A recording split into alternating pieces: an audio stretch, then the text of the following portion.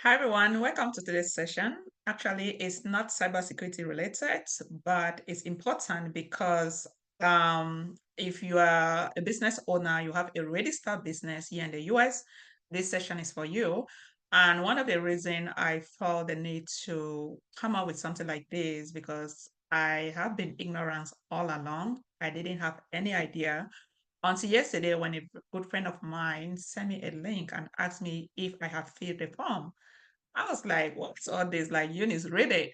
So when I read it, I know there are many business owners out there who are ignorant, who don't know that they have to fill this. And when I read it, I felt the need, you know what? I have to make a video and just put it out there. That way everyone can benefit. Okay. So we have a couple of slides and then we'll just go to the website to understand what it entails, what you need to do as a business owner. Understanding beneficial owner information, known as BOI reporting, ensuring compliance and protecting your business. And of course, this slide video is being prepared by my humble self, Eunice Abora.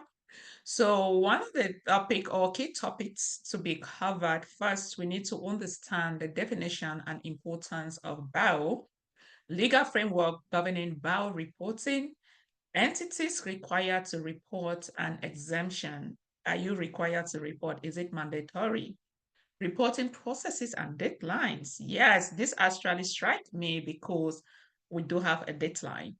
Data reporting requirements, penalties for non-compliance, best practices for ensuring compliance. Actually, the 2 points, penalties for non-compliance and best practices. These are some of the things that you all can do your research, go to the website, read it. But again, if you know the meaning of staying in compliance with regulatory authorities is that important. And there's nothing like I am ignorant or I was ignorant. I didn't know that I have to fill this, okay? Especially if you're a business owner. First and foremost, definition and importance of BOW. What is BOW? Beneficial ownership information refers to details about individuals who directly or indirectly own or control a company. For example, UST is a registered company in the US. I do own that company. I do control that company. Promotes transparency and helps prevent illicit activities such as money laundering and tax evasion.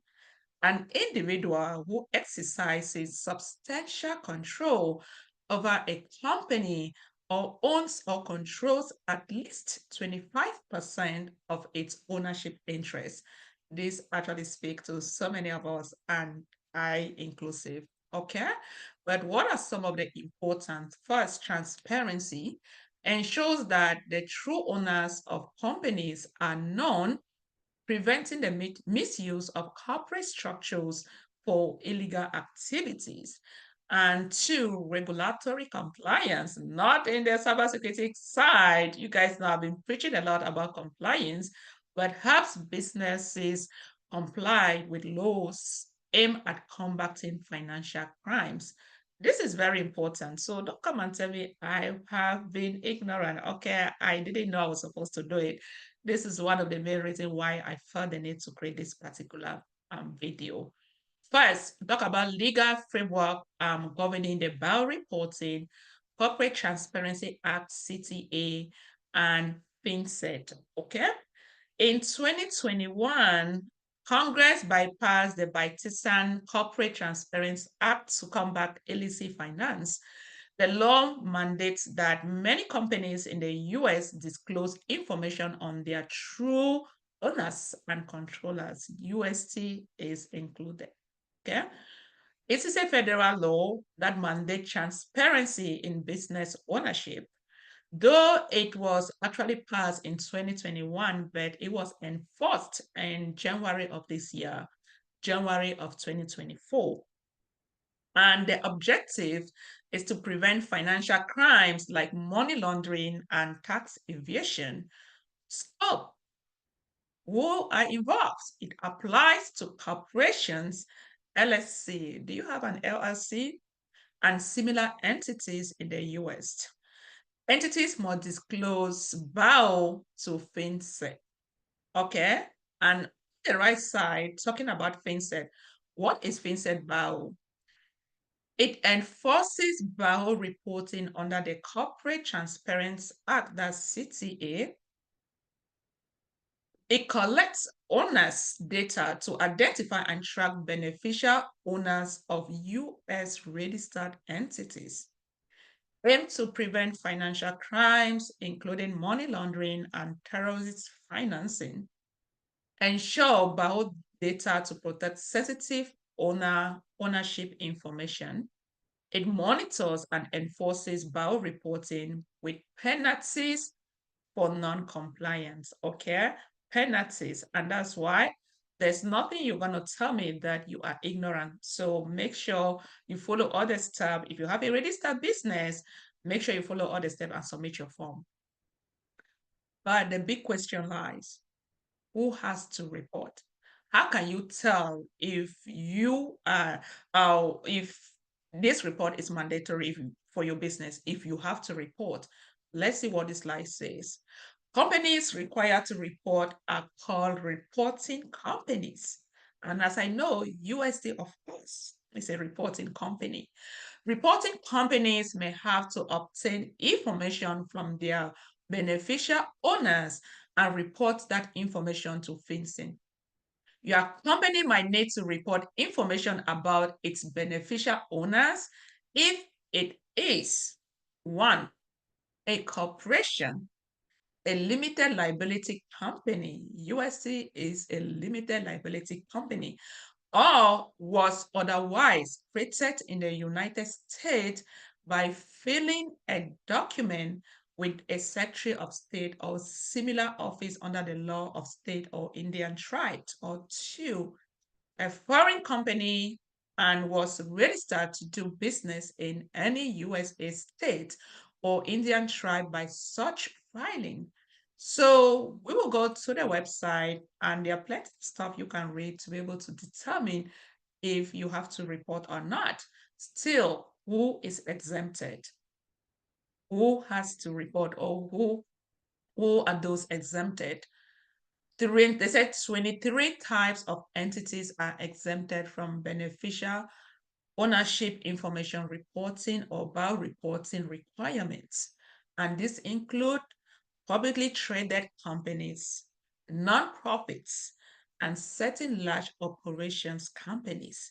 For more information, we'll go to the website and you can read more about the exemption, as well as those who are required to report for or submit their requirement. And the big question, but when do I have to report? Actually, this is one of the most important slide and the slide that actually prompted me to create this particular videos. FinCEN began accepting reports on January 1st of 2024. We are already on the 11th month. If your company, keynote, if your company was created or registered prior to January 1, 2024, you will have up to January 1 of 1st, 2025 to report your BAO. So someone like us, USA, we have less than 2 months to do this. So you do not have time, okay? If you have a company that was created prior to 2024, you have up to January 1st to submit your BAO. If your company is created or registered in 2024, in 2024, you must report your BAO within 19 calendar days after receiving actual or public notice that your company's creation or registration is effective, whichever is earlier.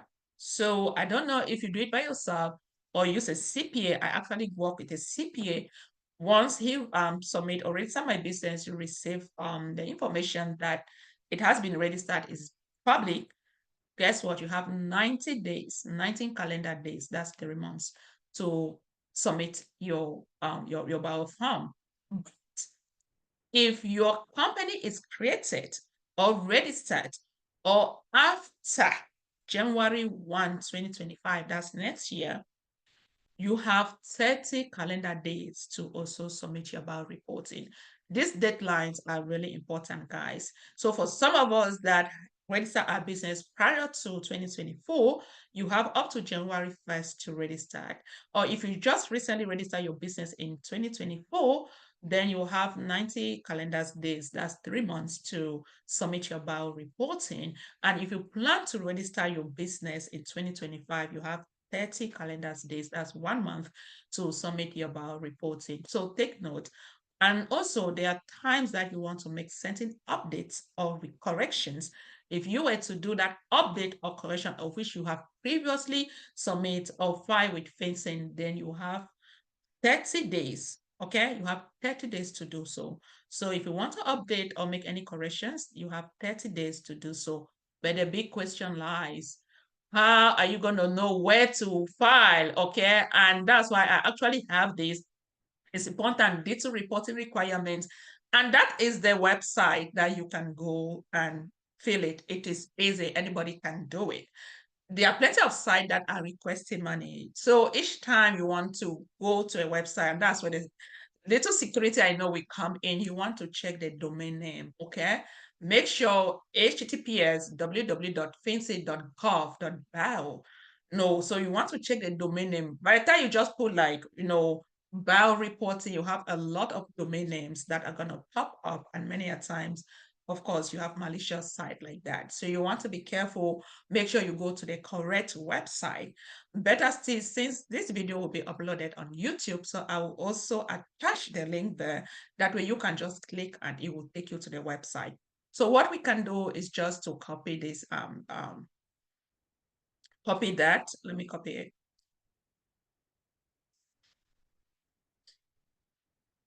Okay, so we'll just copy it and then go to the website and then see how we can fill it, and then just, one or two things that we can learn, on that website. Okay, so I have copied. I just paste. All right. So that's it, right? If you look at the website, Financial Crime Enforcement Network, that's a FinCEN, okay? So do you see BOIs, There are plenty of information you can read. How do I file? You can click on it. It will tell you how you can file, okay? So whatever question you have, this is like a detailed report of all the question and answer that you can eventually read it on your own. And then the next one, who do I qualify for an exemption? You also want to check here if you qualify. How do I get a FinCEN ID? And when you look here, they said it is optional. Many a times, I'm just going to go with what that is mandatory, okay? And then also, if you live like in Florida or other states that were affected by all the terrible hurricanes, they also like did an extension for people in those states, right? So these are some of the things that you can read. And any good person for something like this, if you don't own a business, then I would definitely want to subscribe to get all the updates or, whatever changes or things that you need to know. So you can just subscribe, that way you keep pouring, okay? And more so, another thing you can do is to read the brochure. So if you click on this brochure, it definitely covers all what we've gone through, right? So click on the brochure. In 2021, the Congress actually passed that, you go, what does who do not have to report, who has to report, when do I have to report? We definitely have all that deadlines that you can eventually read. And then another thing you can do is also like this actually covers a D2 requirement. Do you see? So these are all the D2 requirements that you need to do, but this is straightforward. If you can read and understand English, and of course, if you do have a business, then it's straightforward for you to just follow the instruction or the prompt and be able to fill it, right? But how do you fill it? So if you come back to this website, and before even going there, if you're a visual person like me that you like to watch videos to be able to simulate your stuff, then you can watch some of their videos, right? They have bio videos that you can watch, and you see, file a report using a bio e-filing system, of course, electronic filing system. Nowadays, everything is digital, right? So for you to be able to file this report, all you need to do is to click here. Once you click here, you have options, right? Do you see? I click here, beneficial ownership information bio reporting. Actually, this actually speaks to a lot of us out there. So for you to do, you just click started, and then You have this that will tell you, do you want to do something manually that you need like an Adobe Reader to be able to submit, or do you want to prepare and submit it online? Of course, I would definitely want to do that online, okay? And if you want to do it online, they tell you do not need an Adobe Reader. So for say, let's say you want to do it online or system to system API. So again, whatever one that best fits your need, you can take the options. But let's say we want to go with an online filing. So once you do, you just click on that. You see, it's straightforward, right? They tell you, type of filing, initial report for some of you that you've never filed before. So you want to take the initial report or just choose whatever option that speaks to your need. And of course, this is the privacy notice. Each time you are doing something, you want to be able to read the Privacy Act to see what it entails. And then once you take next, again, it tells you reporting company name, for example, Unlimited Sky right? LSC, that's our company name. And then taxation identification type, you put your EII number, and of course, you put that number there. And then when you go down, you put the jurisdictions or, where you register your business, as well as the address, the address for your business. And it's just, you see, it's that easy. So you just click, click, click, click, make sure everything is correct, you have the correct information, and there you go, you submit. Okay. So this is a mandatory stuff or things that everyone have to do, especially if you have a registered business here in the US. So do not say that I wasn't informed. I, for one, as I said, I only got to know of this yesterday. I took some time, carry out some research because I know a lot of people are ignorant like myself. And why not? You have to share this information that way others can benefit.